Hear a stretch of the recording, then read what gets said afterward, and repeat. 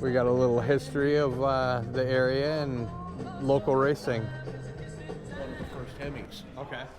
So, but yeah, I'm trying to remember. Harold Bolender out of Guthrie City, Iowa. And yeah, what the thing is on this one, and this was something the drivers figured out. You're on a racetrack, you're turning left all the time. Wire wheels, you're going fast. What happens if the wire wheel snaps off? Your axle would dig in and flip you over on the track. And keep in mind, you have a lap belt. There's no roll cage. Your arms are loose. But they added this ski on the front.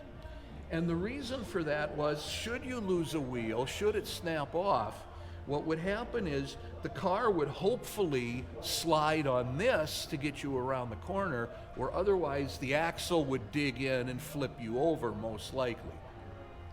And yeah, beautiful car. This one here, it still runs. Rob's had it running.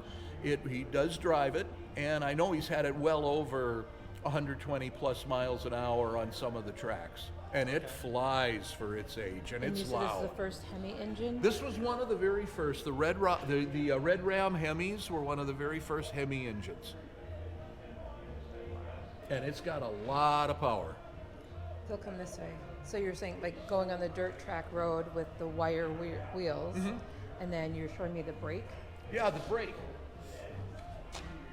The way these cars are built, as you notice, you have a lap belt. You don't have a roll bar, you don't have a roll cage. The steering wheel is solid mounted. You can't take the steering wheel off.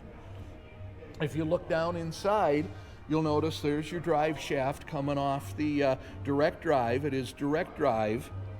It is enclosed, but the way these worked is you had to be push started. When you'd get going, you'd flip the lever up. When you were up to speed, that would fire off the engine.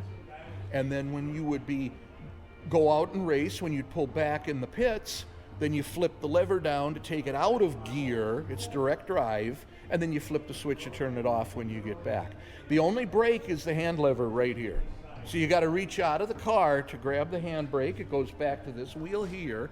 You're always turning left. You only need the one brake. And it is a solid axle, so it is delivering it to both, but this one is stronger. But yeah, that's your brake and your gas, and once you're in gear you go. There's no shifting. It's all direct drive. That was state of the art back in the early 50s for this type of car. It's just amazing to me.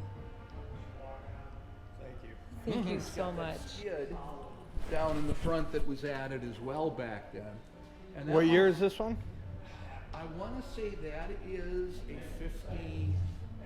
Oh golly, I want to say this one is also out of the 1950s.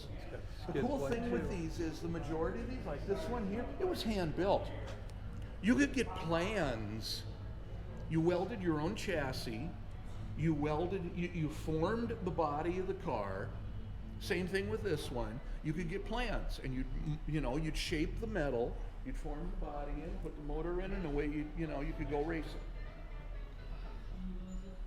That's really cool.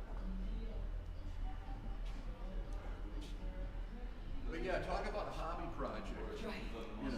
I'm sure if you did your research, you'd find the front axle and the rear axle were out of something completely different.